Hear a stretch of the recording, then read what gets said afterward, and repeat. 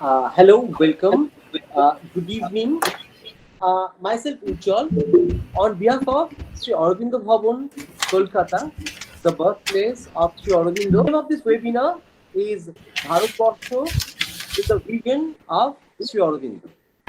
This webinar is hosted by Sri Aurobindo Bhavan, Kolkata, in active collaboration and participation from Institute of Social and Cultural Studies, India.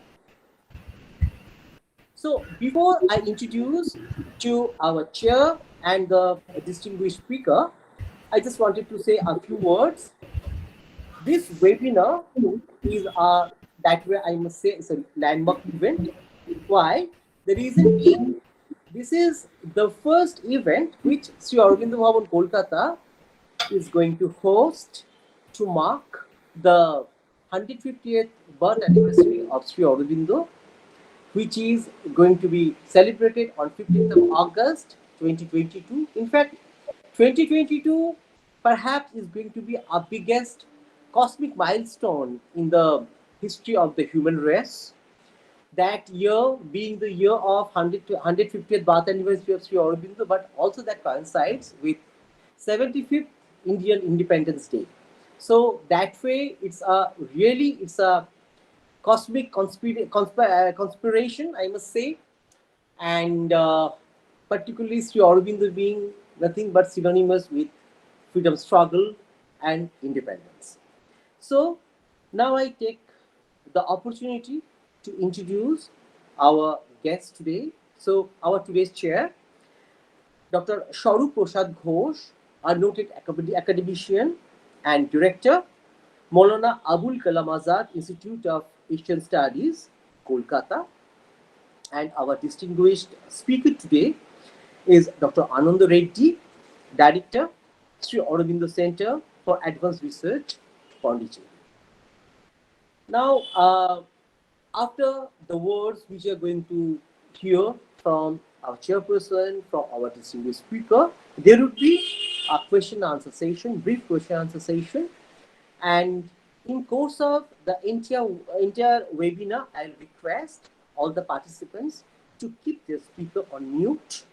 Only at the time of questioning, at the time of this question answer session, you can either raise your hand by this, there is a particular option in the Google Meet itself. You can, by pressing the hand sign at the bottom panel, you can raise your hand, or else you can use the in-call message option, by which you can raise your question, you can type your question, and the question is going to be answered by our chair or our speaker today. So now I give my vote of thanks to the speaker, Dr. Ghose, and our distinguished speaker, Dr. Ananda Reddy, and it's over to Dr. Ghose for some words. Dr. Ghose. Good evening to you all. We are celebrating the 150th year of Sri Aurobindo birth anniversary, and I'm grateful both to the Aurobindo Ashram and to the Institute of Social Science and Cultural Studies India for organizing this seminar entitled Bharatvarsha in the Vision of Sri Aurobindo. We have a very distinguished speaker, Dr. Ananda Reddy, who is also the director of Sri Aurobindo Center for Advanced Research, Puducherry.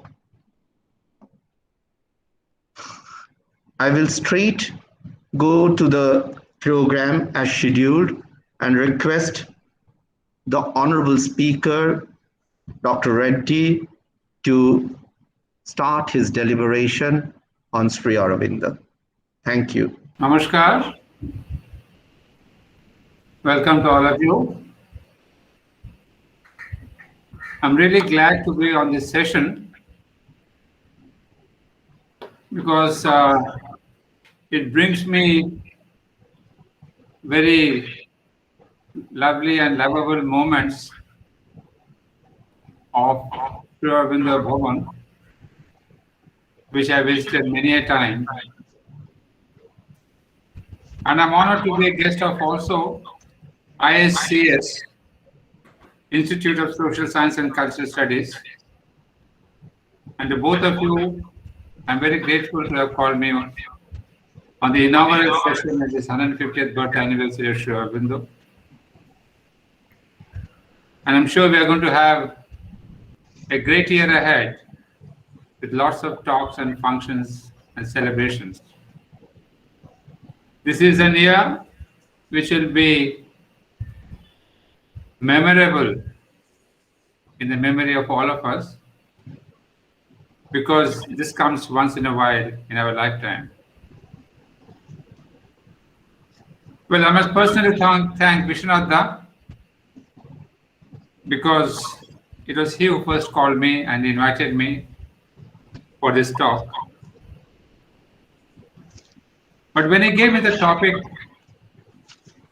that I should speak only in 30 minutes, and a topic like Bharatvarsha in the vision of Sri Aurobindo, it is indeed a daunting idea to speak about 30,000 years of Itihasa in 30 minutes. And yet I have no choice but to attempt the impossible. And I'm doing so, attempting this impossible thing, only because Sri Aurobindo himself has written a great deal about Bharatvarsha, its great culture. And of course, I've been helped by some of his great disciples, especially, all of you know perhaps, Nonlikanta Gupta. You see, the 30,000 years of India's Itihas underwent basically three crises in its timeless long journey. In a way, it has taken three rebirths. In fact, it was first called the Bharatvarsha. Subsequently, it came to be known as Hindustan. And lastly, it came to be known as India. These are the three forms that changed. Along with, as the form changes, the name also changes. That is what happened to India too. Originally, what Bharatvarsha, developing its soul culture based on Vedic phenomenon, was for a while disbalanced by the invasion of the Greeks and the Huns and the Scythians. This physical conquest disturbed the quiet culture. But somehow, India absorbed this invasion on the western side. There was not much of a great disturbance, as much as the injection of Buddhism. You may wonder why. It's after all, it happened within the country. But because Buddhism brought in a totally different ideology, a totally different direction in the way Indian culture was going ahead. That was a greater jolt than the invasion of the Greeks and the Huns itself. It took a long time for India to come back to its original Vedantic Vedic culture. And all of us know it was thanks to Adi Shankaracharya and others. So that was a thing that India was really in a great peril of losing its own ancient culture. But again, as we said, India's secret of survival is its revival. So for India, the mantra has been revival is survival. Adaptation to the new situation is the secret of continuing its culture. So that was the first step. when Hinduism turned and absorbed the Buddhist culture and went back to its Vedic culture. Then all of us know that the second wave was the wave of the Islamic culture. And of course, this was a very brutal one. The invaders and the marauders had destroyed Indian culture, its temples, its life pattern, and all that. And India was again on the verge of extinction. But somehow, India, or at that time what we call it, came to be known as Hindustan majorly, it took advantage, in fact. Sri Aurobindo would say it absorbed this Islamic culture. Because majorly, Islamic people there were mostly Indians converted. Hardly any Persian people came from abroad. So in a way, it was easier to absorb because we were basically Indians who were on the side of the Mughals also. So that way, there has been a kind of an adjustment. And India, Bharatvarsha, could survive. I would say not only survive, on the contrary, it took a great advantage. It is at that time, we all know the rise of the Marathas, the Rajputs, and the Sikhs, who had brought in a great sense of the Kshatriyahood. India had lost its Kshatriyahood before this coming of the coming of the Islamic people. You know, that time when Adi Shankara was there, the Buddhists were there, it was more a Brahminic culture, less of Kshatriyahood. So in a way, the Kshatriyahood came back to India. And that was what was great about the country, that out of a great negation, a positive thing came out. What would have been an utter destruction, you know, wherever Islam went in the Western culture or in the Middle East culture, it converted them into its own culture, its own religion. But in India, it didn't happen. Of course, there are many converts. People have to be converted to Islam and all that. But the Indian culture as such stayed undisturbed. And therefore, it was an opportunity to invigorate its dormant vital that was dominated by the Brahminic culture.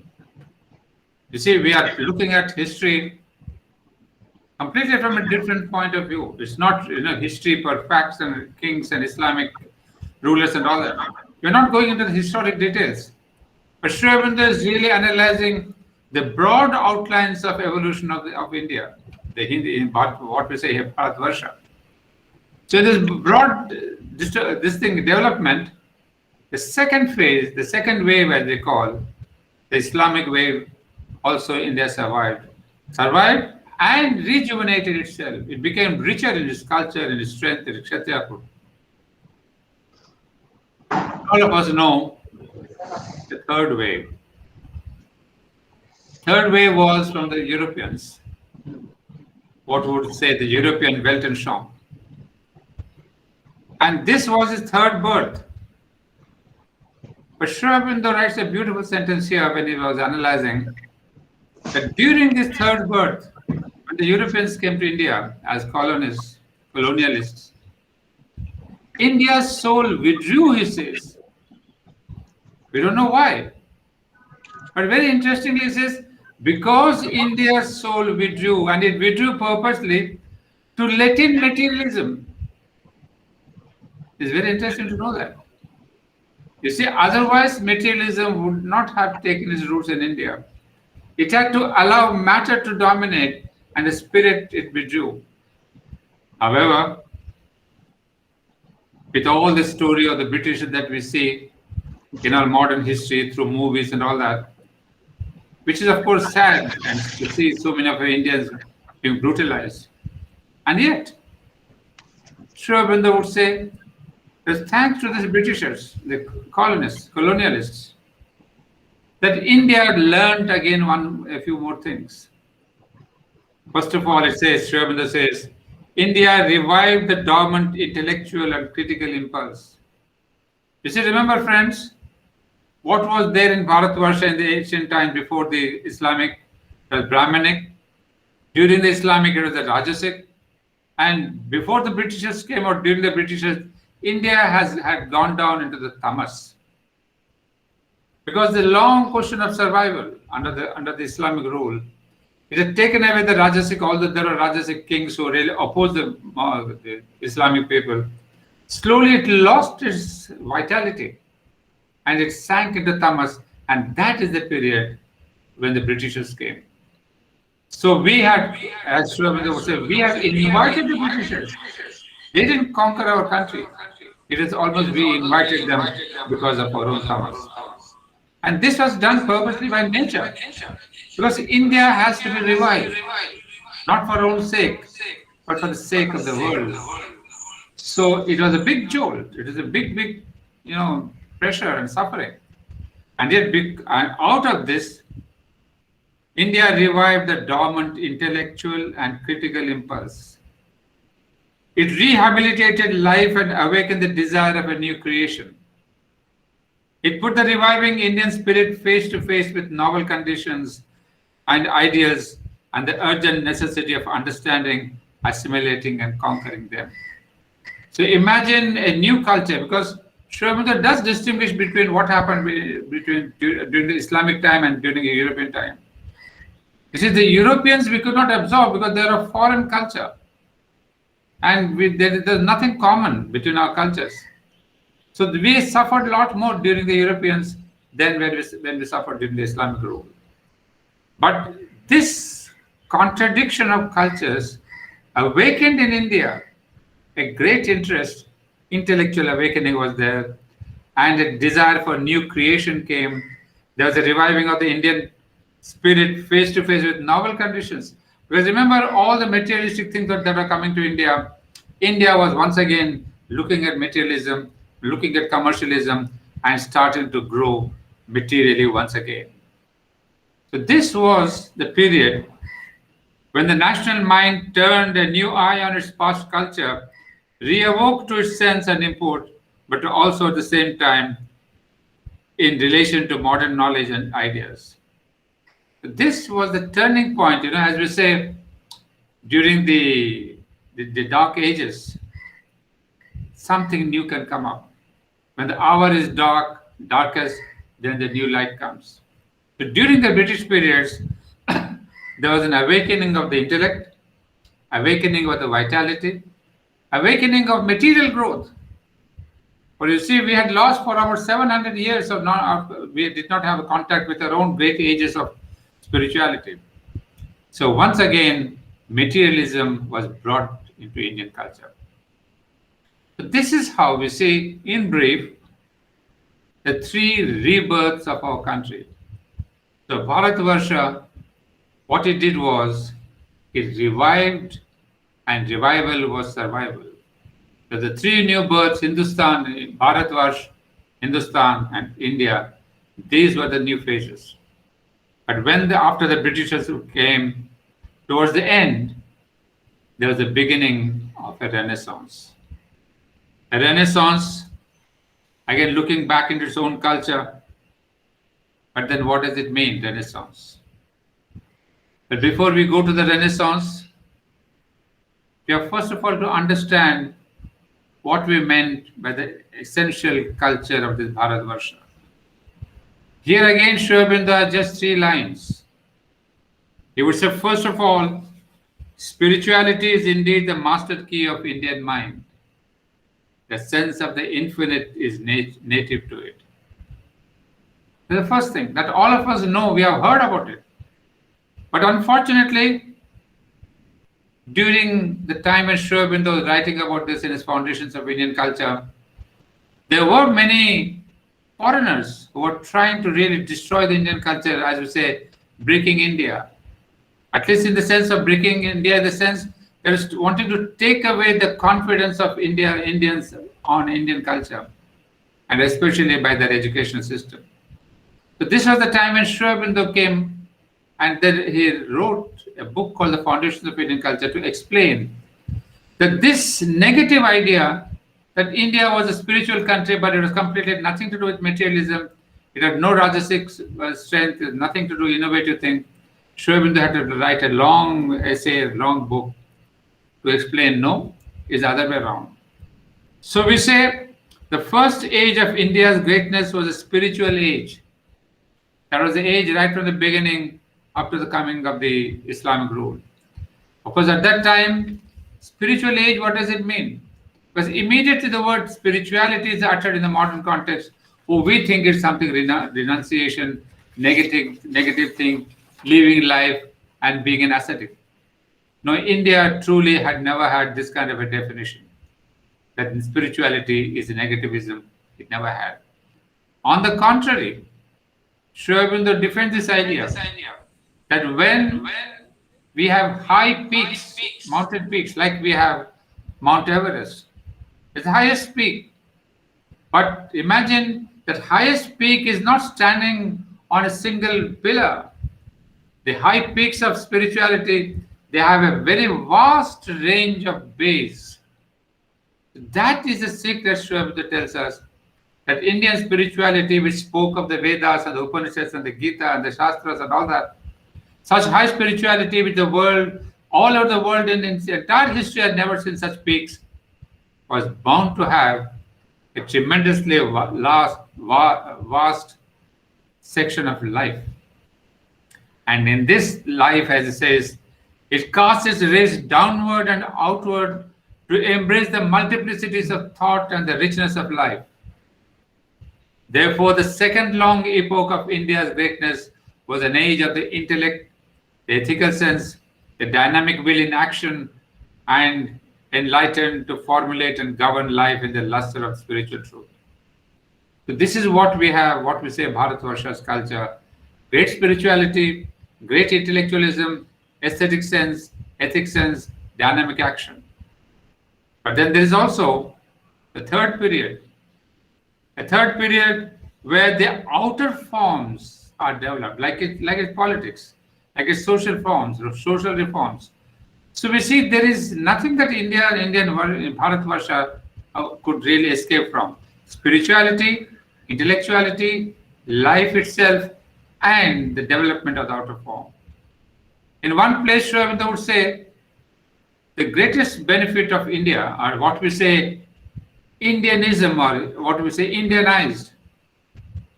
He said the secret of Indian culture lies in its life level. He says it has seen all our culture from the point of view of the development of life and not mind. The mental level is not taken up in India, but that is the essence of the Western culture, the mental level. That means what? That means the mental level is not at all flexible. It says this is democracy and it will follow a rule of democracy and enforcing democracy on every citizen. But Indian polity never was solely democratic because it saw that in life all kinds of adjustments and necessities are required. So it was much more adjusting, much more flexible, and embraced this entire life.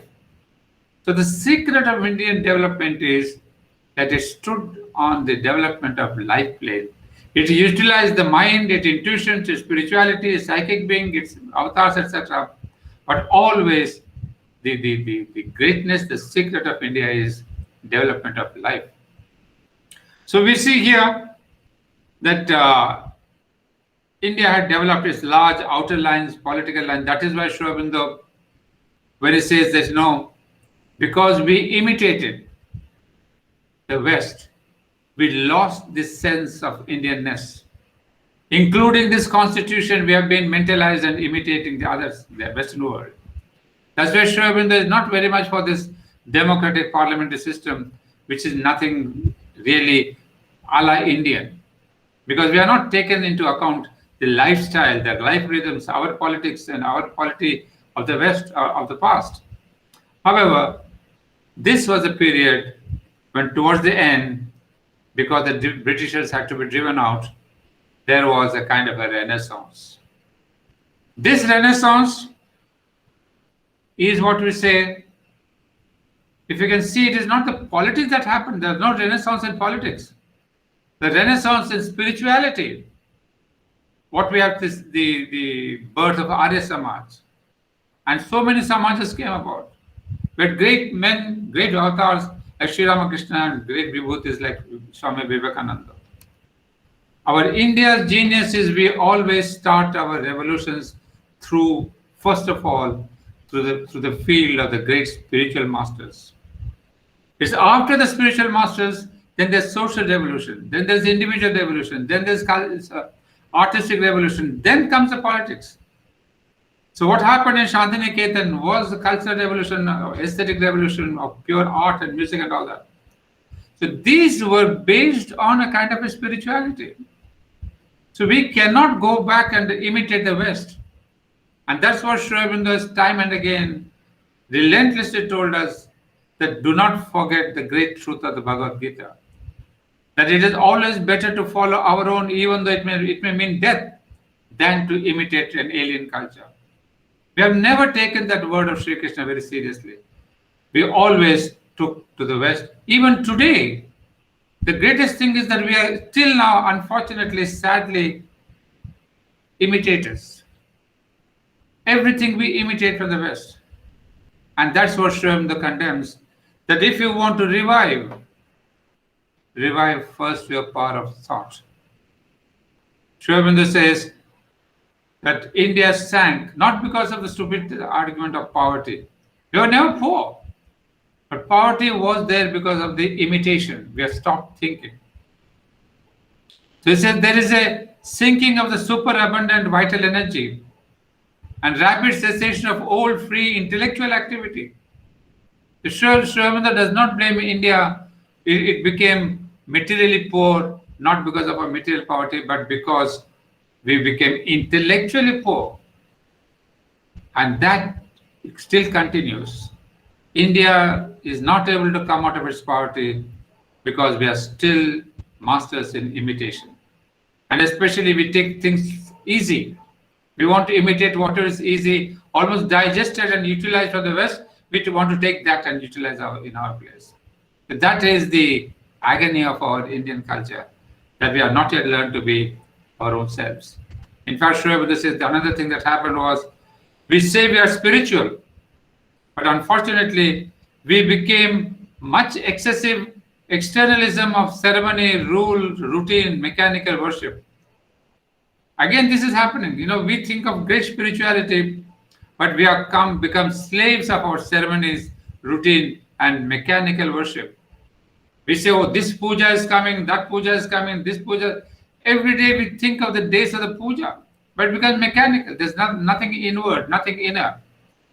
So Sri Aurobindo is saying more and more Indian culture, which is really so spiritual within, which are great masters and great yogis, great vibhutis, is losing all that. So when Sri Aurobindo says, oh men, oh countrymen, if you have to have a renaissance, think for yourselves. And this think for yourselves, first think of what your culture was, the ancient Indian culture. Because this which has been whitewashed by the Britishers and the subsequent rulers. They really whitewashed our greatness so that we do not respect our own culture. And that is what is coming to be known nowadays a little bit. Through institutions, through solid research. Still, it's very sad to see that our universities have not taken to this kind of an Indian teaching. We still imitate the West, the Western literature, Western thing, Western history, Western British thing. But how many of our Indian universities in the departments of Indies are going back to Indian history, our kings, our great masters, our great queens, our women fighters and all that? I would still like to see a time when India is full of teaching Indian history. However, that's not to be, maybe for some more time. But all this does not make Sri Aurobindo blind to her superb achievements. Sri Aurobindo has written that in spite of all that is happening, India of the ages is not dead. Nor has she spoken her last creative word. She lives and has still something to do for herself and for human peoples. Sri Aurobindo has fullest faith. Because if you see the 30,000 years of Indian itihas, how many times we were not conquered, how many times our culture was on the brink of extinction. But still, what is great about India is that her soul, her Bharat Mata, as we say, is very vibrant.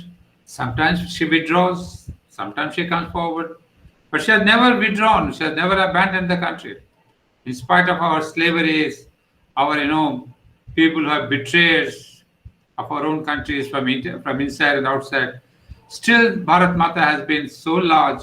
She has accepted all these humans in India and come forward.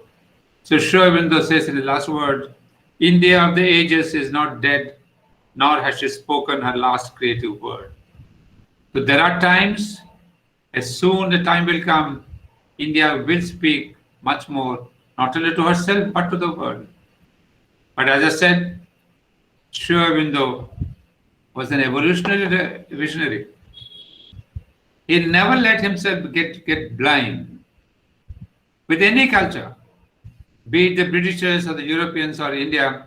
Of course, India is still the greatness that he sees, but still, he is that visionary, the Rishi, who sees much beyond what India has been in the past, but centuries ahead. Therefore, he would say, but to live on our capital without using it for fresh gains is to end in bankruptcy and pauperism. You see the clarity of this vision, who is not lost to the past, however great it may be. Oftentimes I see this epic channel on the TV, and we see so many of our castles, our temples, our great structures destroyed, and what is happening in the kings and the queens. You get mesmerized by our Indian culture. You see the architecture, the temple, the great yogis. You get really dumbfounded to see such a rich culture, and we can hardly imagine that there can be greater culture. Sri Aurobindo says no. To live on our capital without using it for fresh gains is to end in bankruptcy and pauperism. So here is an evolutionary who says, no, we cannot stop with India or with the world culture, however great it has been in the past. There is a greater future. And in one place he says, the coming ages may look on Europe and Asia of today much as we look on savage tribes of primitive peoples. You see the great man, the great visionary who sees centuries ahead. Like we look back and we say, oh, those were the barbaric times, those were uncivilized times, those are people who are not cultured. But he says centuries later, we will stand in the same savage situation. Because he alone can say this. Because he's seeing a humanity of thousands of years later. Somebody who sees back and says, what was this great modernism, your artificial intelligence, your great sculptures, your great computers and going to moon and all that. This is nothing but savagery in front of the new culture. And therefore you would say, as the last word, but the real and perfect civilization yet waits to be discovered. But the life of mankind is still 9/10 of barbarism to 1/10 of culture. This is his last word. The real and perfect civilization yet waits to be discovered. This is the man who gave us the idea of the Superman. This is the man, this is the Rishi who told us about the new creation, that new race that will be beyond humanity. And from the supramental consciousness, if we look back, what you will see, that the present mankind is only 9/10 of barbarism and 1/10 of culture. So here is the vast vision that Sri Aurobindo has given, as we could not give you more than this 30 minutes that was given to me. So this is the vastness. A person who can get mesmerized from the past of Indian culture, its greatness, and the three great rebirths it has taken place, and the fourth one is taking place now in its renaissance. But then it says, friends, the past noons, the past dawns are great, but the future noons will be greater. This is the man who gives us hope of a future of humanity, which will be much greater than what it has been in the past. So that is why we get the fullness of vision when reading Sri Aurobindo, and also we get a great hope. Mankind today requires not more bombs, not more comfort, not more this and that, but every man is suffering because lack of hope. Quo vadis, whither shall we go? Is humanity dumping itself, going towards self-destruction, or going towards a new race, a new fulfillment? So those of us who have this hope and aspiration and faith in Sri Aurobindo, we have this, what the poet has once said, a peace of understanding. So there is a peace in our heart because we understand the vision of Sri Aurobindo. Thank you, friends.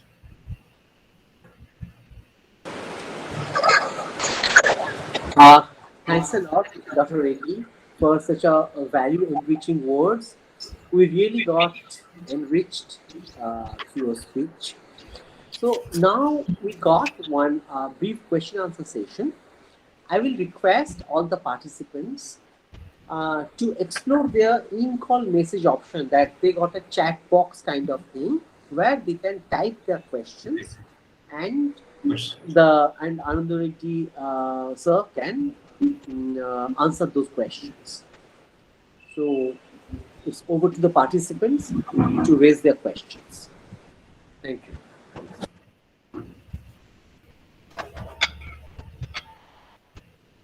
Well, if there are no questions, no problem. No, sir, we are not going to get you scot-free. No.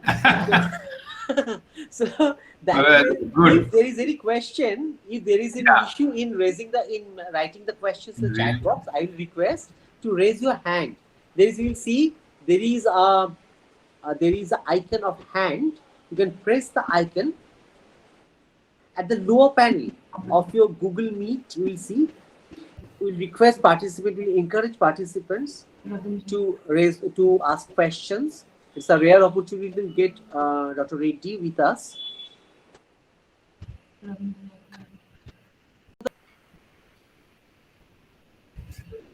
This Ratendranath has raised his question. Ratendranath. Yes, what I hear, I can see on screen the name Dr. BP. I think, sir, you need to. Yeah, here is a question. I think we also got another question from OVG Chatterjee. Ideal governance strategy. Yes, sir, it's me. Yeah, Abhijit, it's a good question. Well, there have been different sides to it. In one of his conversations with Nirod Baran and others in his group, somebody had raised the same question. And Sri Aurobindo, in brief and in general, says, at present, more than this parliamentary system of the democracy now we have, it would be better to have the presidential system of the United States. So why and why not? I think some of you youngsters have to really get into it. But he has given us a hint that this presidential system of governance is better in the present times. And of course, if one can get back into our Indian systems of governance, that would be better. But right away, on the spot, he compared with the American system of presidential election. That's the political structure he gave a hint. Who is this? BP Datta and Janardhan Ghose and Thinking Stories have raised hands. A very good evening, Dr. Reddy. It was a wonderful presentation from your end. My question is, you said that a lot is awaited from India to be said. So with the kind of, the crisis that we are facing now, it's very temporary though, but still, what ideas did Rishi Aurobindo envision that might emerge from the present India or the India within another 10 years? Did he give some hint that what is awaited from the unspoken India? Well, in his 1947 15th of August message to the country, he had said the fourth dream that he has. He spoke of his 5 dreams. The fourth dream, he says, India's spiritual gift to the world, message of spirituality given to the world. I mean, time and again, Sri Aurobindo would come back to say that the unspoken thing, what India has still to discover and to share with the world, is its spiritual knowledge. Of course, again, as I'm telling you, for Sri Aurobindo, spirituality or spiritual knowledge doesn't mean only the knowledge of the Vedas and the Upanishads and the Gita. It means a knowledge that is integral, that really embraces material gain and spirituality and everything. For Sri Aurobindo, spirituality is much more integral and synthetic.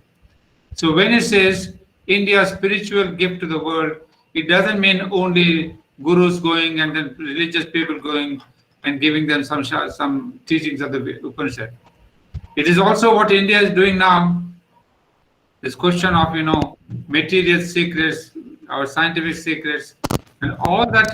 Basically, in one of his writings, he would say, Renaissance is the right word, because we have to go back not only the spirit of the Vedas, which is important, but I'm also discovering a lot of things, because from my young friends who are doing research, there's so much of also of science and medicine and material gains that India has had in the past, and now the Westerners are discovering and bringing it back to India. So what we have to do in the next decades, maybe very seriously, is to get back to the roots of our culture, because we have all this. It says India has the entire secret of its future in the past. So instead of trying to borrow from the West, if we could take from our own culture, we will have a greater future and a faster future. Because anything done in a spirit of borrowing, it will take time, because you have to digest something alien. Whereas Indian roots are there. So unfortunately, it is all pushed down into the burrows of the earth because of the foreigners who they didn't want us to see our own culture. So first advice, or maybe the message to Aurobindo, I would like to give one who is asking me a question, is you and your friends and your colleagues, in whatever position you are, dive back into your own past of spirituality. And I tell you, spirituality means not just the spiritual teachings, but this entire cultural background. As I defined with you, spirituality is on the spiritual level, then there's thought, there's creativity, and its outer form too. So especially Sri Aurobindo gives us a hint about democracy, how Indian systems were not only democratic, but they were, all things were mixed, because there's not one single law, one single system. Because in some kingdoms it was the question of democracy, some systems autocracy, some systems there was all kind of legal, what we say, heritage, the father passing on to son. So there was not one single system which is trying to be there in the modern world. India means the entire thing to be democratic, not necessarily. Some states may choose their own system of politics. Another system may follow democracy. Another system may follow something else. So this richness of pluralism itself is the message of the country. And Sri Aurobindo supported this pluralism of political systems in the country, because so was it in our past, and because of which India was always a very strong country. But unfortunately, we had our famous word Gaddar, those people who betrayed the country from within. And those were always there, right in the present times or in the past. It's we who always invited the foreigners. So if we can really mend that, Sri Aurobindo says India had a fantastic culture, fantastic political structure too. Perhaps that would be sufficient to enlighten you for the present. Yes, sir. Take up the next question. Yeah, thank you. Thank you for your insights, sir. Yeah, I'm sorry I can't see, so I'm enlarging it. Are you suggesting? Yeah, next further. This one. And that is over. This one. Are you suggesting system aligned with only one unity and governance method? No, no, it's not aligning with anybody. It's a system that can be adapted to India in a better manner because it suits our Indian culture much more than this democracy, because Sri Aurobindo has come down very heavy on this political democracy, because we have really no democracy. It's only a namesake. It's the powerful people of money power people, and in this ignorant people's votes. It's more than democracy, it's demography.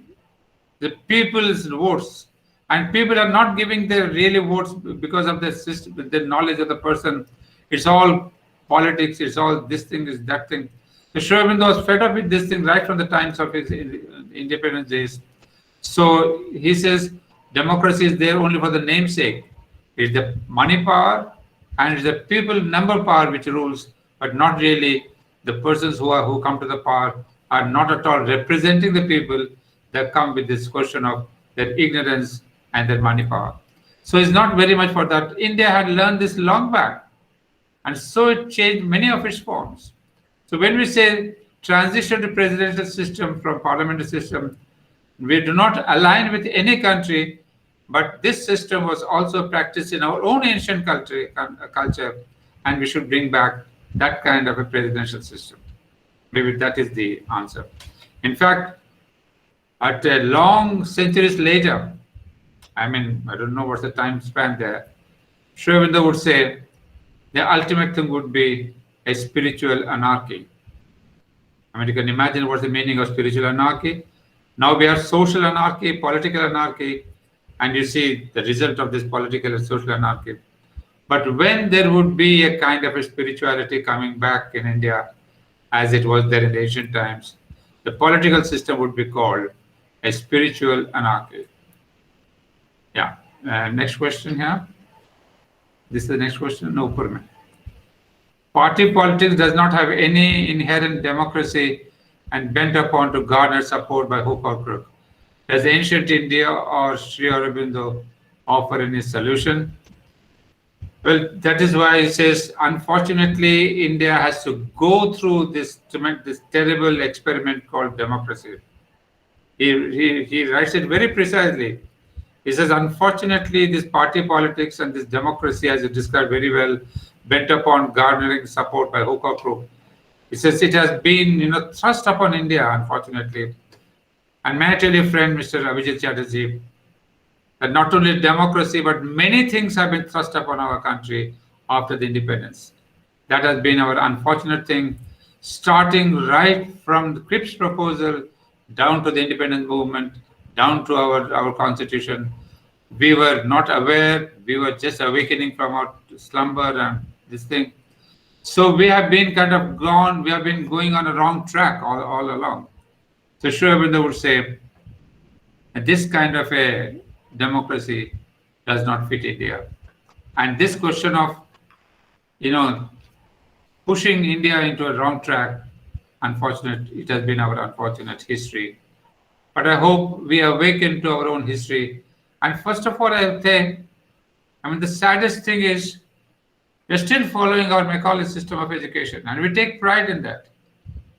And remember, all of your friends, I can see my young people here, that the greatest way to change a country was to change the education system. The Britishers did not fight us, did not conquer us with guns and battles and all that. They conquered India through education. They changed our own values. They changed our mindset. They changed our thinking. And then we said, India is not good. The West is good. So can you not reverse that and say, India has its own solutions. India is great. But no, we still have to do the basic system. We go to the English medium system. We praise the English system. But no system of education, no CM, nobody has the guts and courage to say, no, we want to change India's education system first. They're all bent upon changing political system, social system. But you learn from the British is one thing. It is changing the education system that will change India's future. And I suppose Sri Aurobindo and the mother have really given great importance to the change of education system. Dr. Reddy, we got now the last question from Bishwadi Chakraborty. I think due to paucity of time, since we need to close at 7, we got the last question from Mr. Vishwajit Chakraborty. If you just see. What was his thoughts on political partition of India? Yes, that's it. Is his idea or vision of revival of India includes the ancient lands of India which are presently not part of Indians anymore? Please share some of his view regarding this. Thank you. Well, Vishwajit, what's his name? Vishwajit Chakraborty? Well, I can't see your face, but otherwise... yes, his name is Vishwajit Chakraborty. Oh, Vishwajit Chakraborty, right. Well, it's a wonderful question, a question that is very deep in my heart. I thought it's a question, but I know this is a question that has always troubled me for many years together. You see, this political partition of India was the greatest blunder that our politician could have ever done. You see, we had already struggled 700 years of foreign rule. And yet, when the Bharat Mata gave us an opportunity to be ourselves, and when she spoke through many a rishi, many great visionaries, and including Sri Aurobindo himself, who had sent a messenger from Puducherry to the then rulers of the country who were deciding upon the partition of India, not to partition India, to accept the Cripps proposal. But those rulers at that time, I don't want to name them, they said, what is this little fakir from Puducherry? What does he know about Indian politics? He may have been there in Bengal politics, but they didn't accept. And as one of the great disciples of Sri Aurobindo says, had India listened to the great vision of the master, we wouldn't have been suffering this partition. A second question, as it says, revival of India includes the ancient lands of India which are presently not part of it anymore. Well, I do not know how many of you have come to Puducherry. If ever you have come, you would have seen the ashram's playground, a great map of India. It's called the spiritual map of India, which the mother herself had etched on the wall of the playground. And that map of India, the spiritual map of India, contains this right from Pakistan to Burma, to Nepal, to Ceylon, to Myanmar as we call. So this was this entire map of India, what we call the spiritual map, or if you have heard the word Akhanda Bharat, that is the map that the mother has said. That is the true spiritual map of India. That means that is the form of Bharat Mata. And you can imagine that Bharat Mata's hands and legs are cut by Sri Lanka, all that is gone, Bangladesh gone, Western hand gone, Myanmar gone. So that is why our Bharat Mata is suffering still, because our body has been chopped off into little pieces, and all because of human stupidity and ignorance. Because we were not only ignorant, we were ambitious to become this, to get a position, to become that, to become a presidentship and all that. Well, unfortunately, the blood that was being shared, that has been spilled over during the times of independence, people could not value. And what Bengal did at that time, the young people going to gallows, all that was forgotten by the then rulers who wanted to have more power and more power. So unfortunately, yes, sir, what you have said, in fact, in his fifth dream, first paragraph Sri Aurobindo writes is about his dream of united India. He says it's true, India has got freedom, but it is a partitioned freedom, not a united country. So Sri Aurobindo had fought 5 years of best time of his life for a united India. And Sri Aurobindo says, unfortunately, our India is divided. But then he says, his prophetic word is that these countries will be united, reunited. Not only reunited, they must be reunited. Because otherwise, India may undergo great change, great calamity. And there could be a possibility of once again a foreign country coming and occupying us. Because India would become so weak, because we would be eternally, constantly fighting, and that fighting will be detrimental to the country. So his verdict was partition will and must go. This is his verdict. I've been living with this verdict since my childhood, but 50 years have gone by. I do not see that, but it doesn't mean I lost faith in Sri Aurobindo's verdict. The Rishi has spoken, and through a lot of suffering because of our own idiosyncrasies, India will suffer, but then the vision of the Rishi will not go wrong. Once we have ditched him, but the supreme vision will prevail. So that is it. And well, another thing, it will not get back its Afghanistan and all that, but till Pakistan to Myanmar, from Nepal to Sri Lanka, that has been the country the Sri Aurobindo has envisioned. Yeah, thank you so much. So, with this question answer session, in fact, we are almost at the fag end of today's webinar. So, I now request our respected chair, Dr. Ghose, to say a few words. Thank you, Mr. Ujjal Kumar Bose, and to Mr. Arindam Mukherjee, who invited me to chair this session. I'm grateful to Dr. Ananda Reddy because he has dealt the topic in the most competent manner one can, and his learned deliberation has helped us to understand the theme of the topic. Sri Aurobindo, from nationalist to a yogi, expresses a multifaceted personality of shining love for his own country and Bharat Mata. Born in an elite Hindu Kuleen caste Ghose family, he was rooted in the past and had immense love and respect for Sanatan religio-cultural heritage, without any prejudices for the West. From his Bhavani Mandir to his Sadhana Bhumi, through Vande Mataram, it had been a galaxy of paradoxes of the highest manifestation of Supreme Self and the gradual unfolding of the apparent self and the superb realization of the real self within. Sri Aurobindo, or Rishi Aurobindo, as he is popularly referred to, is a man who had an elite anglicized upbringing, but ultimately galvanized the spirit of the Vedas and became a spiritual leader whom the world accepted as a guru of the highest order. He analyzed the Indian thought process, Indian perceptions, Indian spirituality, and even Indian material way of life from the Indian standpoint. And that is why he concluded that there is a difference between the soul of Asia and the soul of Europe. His motivation and inspiration remained the ancient Vedic religion and the Vedic philosophy.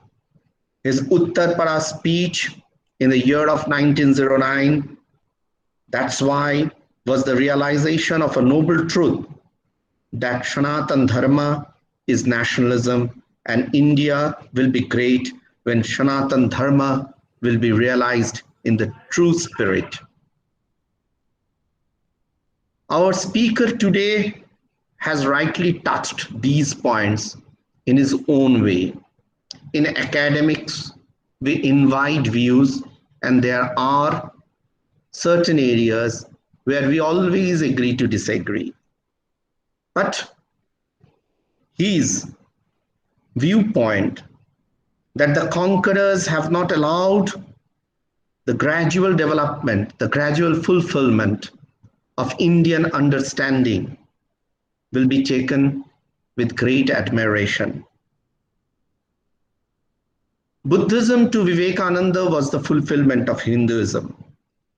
Swamiji told that Shakyamuni was born a Hindu, Shakyamuni died a Hindu. His followers called themselves Buddhists. He has referred to Adi Shankaracharya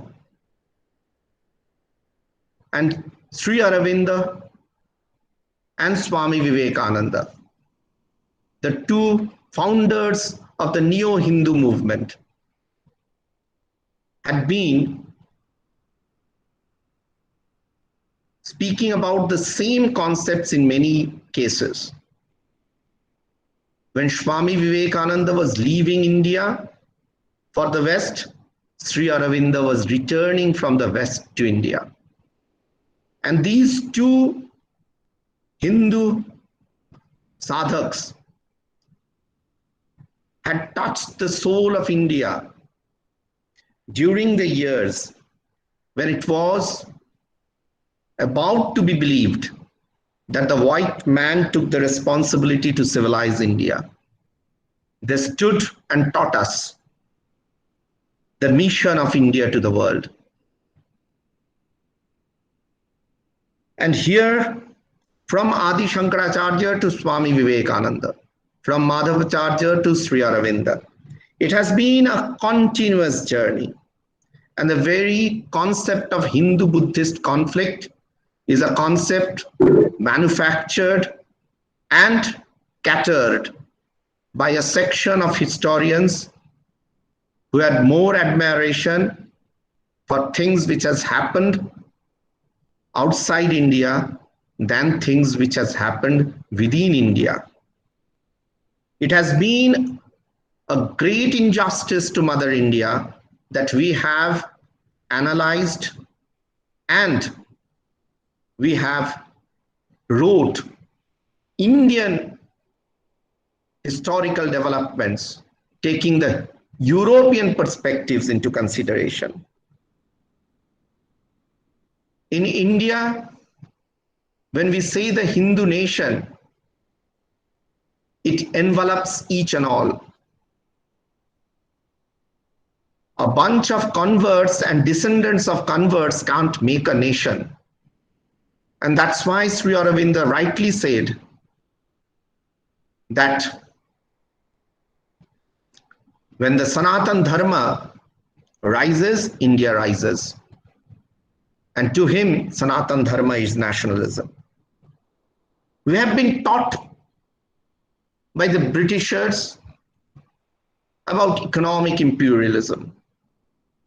We have learned during the Renaissance about the political imperialism, but we have never tried to understand the religio-cultural imperialism and Semitic expansionism which had tortured India for years together. And here India's contribution had been like the dew drops on the lotus petals. The speaker spoke about cultural contradictions. Hinduism is an umbrella of cultural cooperation.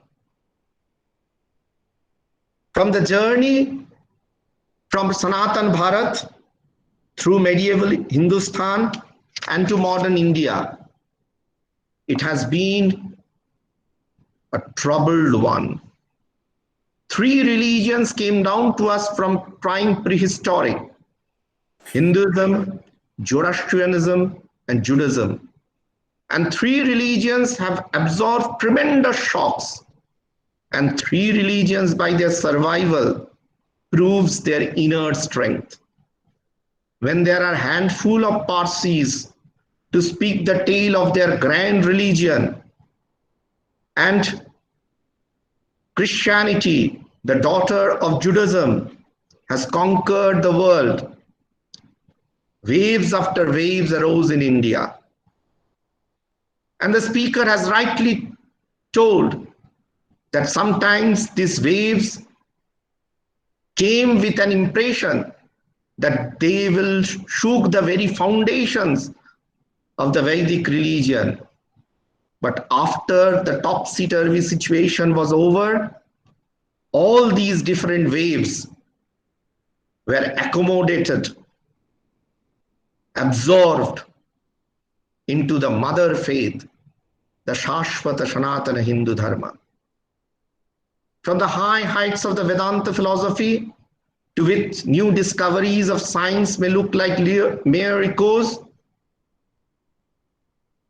to the low ideas of idolatry, with its multifarious diversities, monism, qualified monism, dualism, even agnosticism, each and all has a place in the mother body of the Shashvata Sanatana Hindu Dharma. The journey of realizing the infinite within the finite has always been the main journey of our culture. Spirituality here is not just a philosophy, it is part of practicality. Adi Shankaracharya gave a wonderful explanation and interpretation of classical Vedanta. Swami Vivekananda gave another wonderful explanation when he told about practical Vedanta. India rediscovered intellectually from the birth of Adi Shankaracharya once again.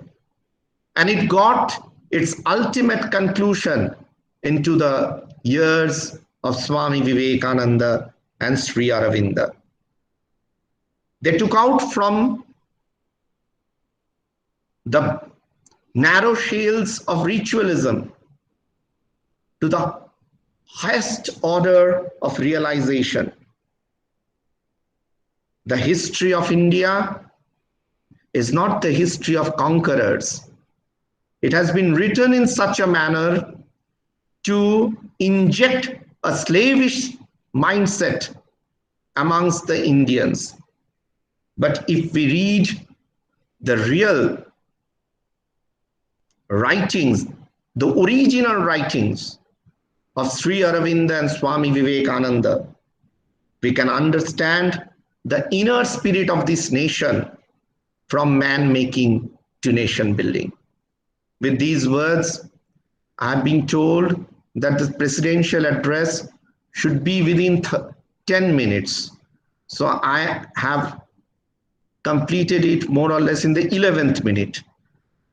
With the organizers have done a splendid work, and they have practically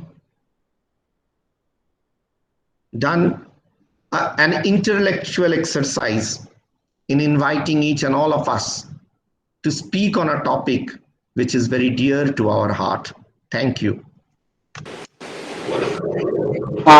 Thanks a lot, Dr. Ghose, for your this kind of a value-enriching speech. Indeed, it was a fusion of the past and the future India. Now I take the opportunity to convey my vote of thanks to all the participants. Mr. Ujjwal, 1 minute. Can I say one thing? Sure. Please. Well, in fact, before you give me the vote of thanks, I wanted to thank everyone. And it's been very wonderful question answer sessions. And in continuation of this program that we have today to inaugurate Sri Aurobindo's 150th birthday anniversary, what we are doing is we are putting on YouTube channel from in the month of August onwards for a whole year. On the 8th of each month, starting 8th of August, every one Sunday, we are putting talks by experts on Sri Aurobindo's Savitri, and then on 15th and 22nd, 2 Sundays of the same month, we are giving talks on Sri Aurobindo's Eternity Delegate, means the different aspects of Sri Aurobindo. So those of you who are interested in knowing more about Sri Aurobindo, not just as a social philosopher, as a thinker and a poet and a philosopher, we have put together 24 aspects of Sri Aurobindo about which we are going to speak throughout the whole year. That means starting from this August to next August in July 2022. So it's going to be on YouTube. We will open it around 10 a.m. in the morning. So you're all welcome. Which is the channel? The channel is called Sri Aurobindo Studies. Sri Aurobindo Studies. You can open on every Sunday starting from August month. So that will be our contribution to Sri Aurobindo. This will continue Sri Aurobindo's celebration as our Ujjwal has said. Thank you, Ujjwal. Yes, thanks a lot. No, it's indeed a great endeavor, and we are all grateful to you, Dr. Reddy, for such an endeavor. And I'll be inviting all the participants just to explore this Sri Aurobindo Study, this YouTube channel, so that we can learn more about Sri Aurobindo's philosophy, and particularly keeping an eye on the Sri Aurobindo's 150th birth anniversary next year. That will be a wonderful addition to our continuing study on Sri Aurobindo and his philosophy. And one important announcement that this event, this webinar, being the first of the series of events, every month Sri Aurobindo Bhavan is going to bring some event, maybe by a webinar or some other form, but every month that is going to happen. So we will be shortly announcing our next month's program, and I again convey my sincere gratitude and vote of thanks to our respected chair, to our distinguished speaker, Dr. Reddy, and to all the participants present here. It was a wonderful evening in the very difficult and unprecedented time through which we are passing through. This kind of webinars may be a silver lining that can pump in our fresh breath into our life force. Thanks. Thank you to everybody. Pranam to everybody. And my pranams to our chairperson, Dr. Sarup Prasad Ghose, who has brought in a very beautiful synthesis between Swami Vivekananda and Sri Aurobindo. In one of the very first ones that I've heard, that's such a great synthesis. My special thanks to the chairperson. I cannot see him, but please convey my thanks to him. Thank you, Dada. Thanks a lot. Thank you. Thank you. Namaskar. Namaskar. Namaskar. Namaskar, Dada. I have a request to Dr. Ananda Reddy that Yes, Sri Aurobindo's name came up for Nobel Prize also in the field of literature. Yes, I remember. And this point has often been overlooked. Now discussions generally don't touch this point. We should touch this point that he was nominated number of times, but we know why the nominations were rejected. There were more political reasons hidden there than academic. So this discussion should be there so that people can understand that his name came up for Nobel Prize in the field of literature after Rabindranath. Thank you, sir. Thank you, Dada. Namaskar. Namaskar. Namaskar. So